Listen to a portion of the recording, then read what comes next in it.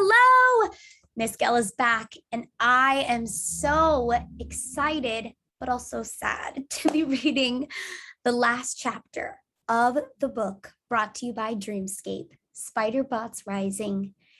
It has been an incredible journey thus far. This is chapter 24, Queen Arachne. They had no time to wait around for the bots to complete their reboot. They weren't sure they would want to anyway. It was true that the spider bots had been under some kind of mind control for most of the evil deeds they had done lately, but even at the best of times, they weren't the friendliest of creatures. The Dreamseeker, Abby, Nigel, and Chuck turned away from the lifeless swarm of spider bots.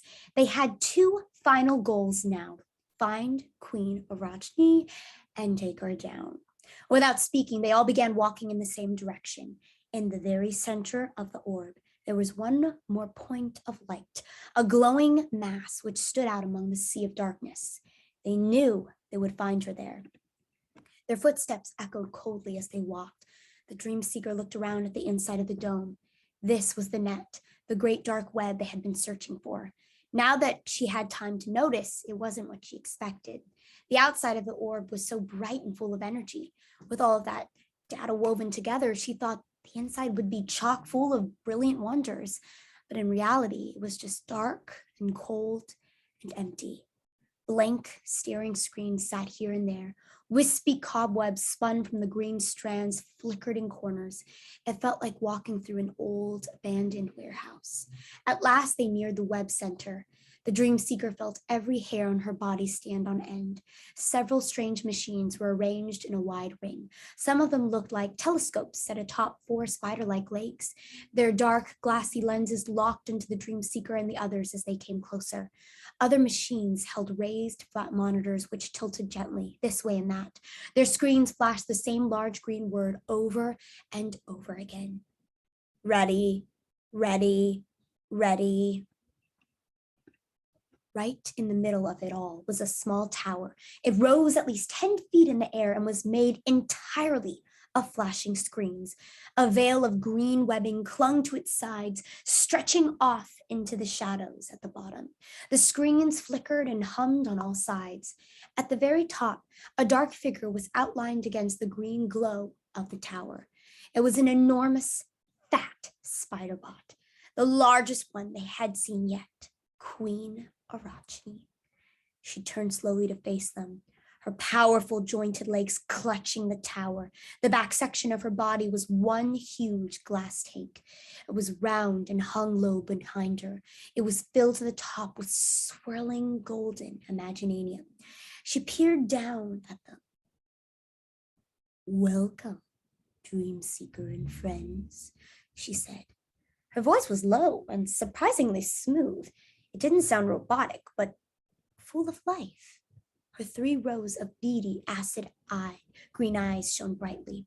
She clenched her thick pincers together with a sound like a heavy metal door slamming shut. "You still have time to stop this, Arachne," the Dreamseeker said coolly. She didn't yell or call out, even though the queen sat high on top of the tower. The Dreamseeker knew her voice could be heard in the silence. "We can take all this down, or we can take you down. You've seen what happened to your bot army." "Dear me, yes, I have," Queen Arachne said. There was a hint of cruel laughter in her voice. "It was a shame, isn't it? The poor little things. They were built to serve me, their queen. And that's what they've done. It's no longer any matter to me if they live or die."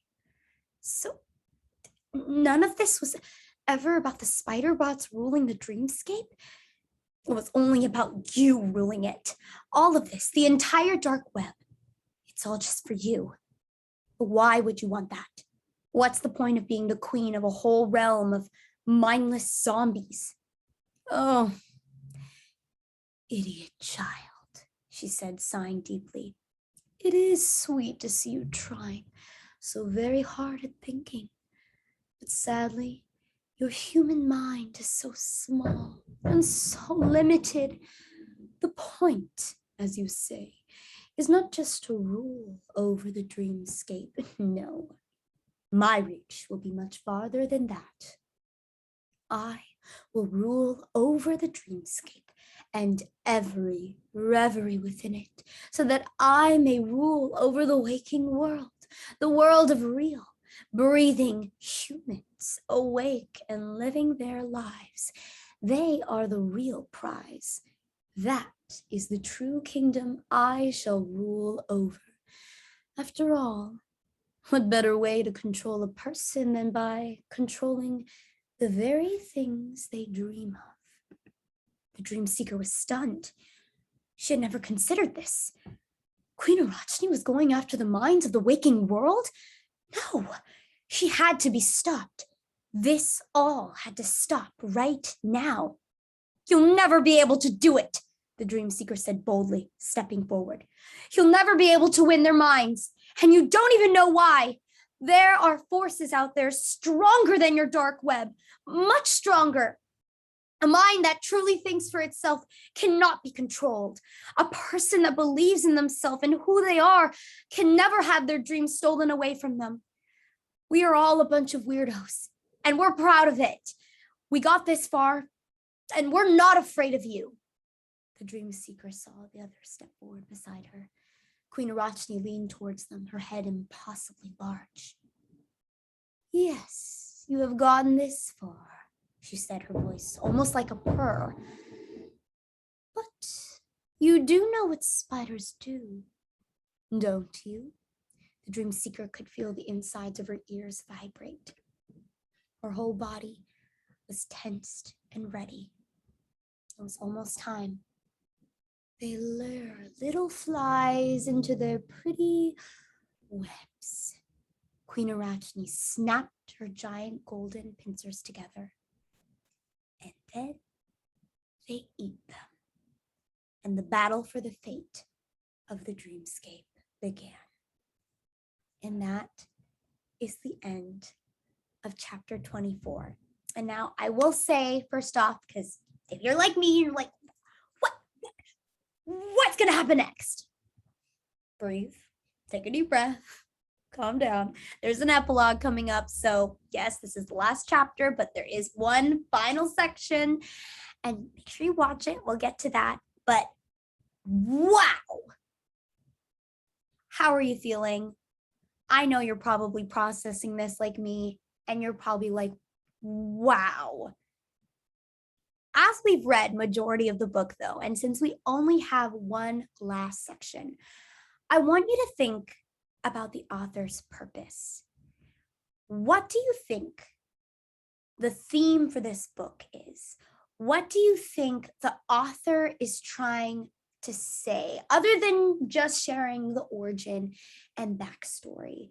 Because I think there were a lot of incredible pieces in this book that we as learners, teachers are learners too, that we could apply into our own lives, that we could take away and learn from. What do you think the moral of this story is? What do you think the main idea, the theme?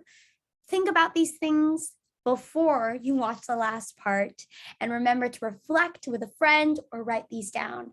And I will see you in our very last section. Thank you for reading.